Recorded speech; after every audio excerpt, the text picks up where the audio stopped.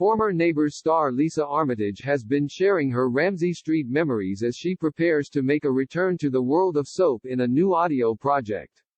Lisa, best known for playing the original Beverly Robinson between 1987 and 1989, has been cast in 14-part audio soap Riverside.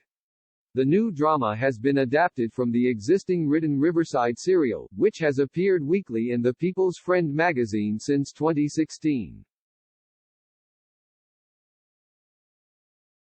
Digital Spy recently caught up with Lisa for a chat about working on Neighbours in the 80s, the show's cancellation and her new project. How did you feel when you heard the news that Neighbours would be ending? I felt there was an element of inevitability. It had to happen at some time. In a sense, it's better that Neighbours goes out when it's still strong and still very popular, rather than just dribble away to become something that nobody talks about. Neighbours has gone out with strength and popularity. It means the people who were in the show can now look forward to doing further work on the basis of what they've done so far. There are some things you can't fight. I am sure there were many attempts to make the show financially viable, but everything has to come to an end.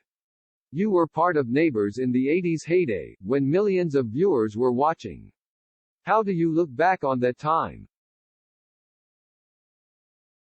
It was incredible. When I went into Neighbours, quite naively, I didn't really realize what kind of impact it was going to have on my life because of how popular it was. There were 6 weeks between when I started recording and when my first scenes went to air. As soon as it went to air, my life changed. Suddenly I couldn't walk down the street and look at people, which I always do because I observe people. Because as soon as I looked at people, they would do a double take.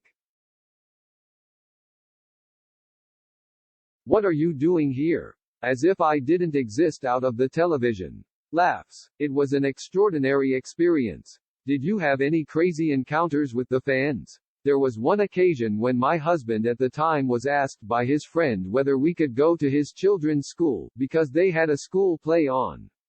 We very naively went with our own kids and we were mobbed by all these teenagers and we had to escape. My husband put our children on his shoulders and we ran from the school.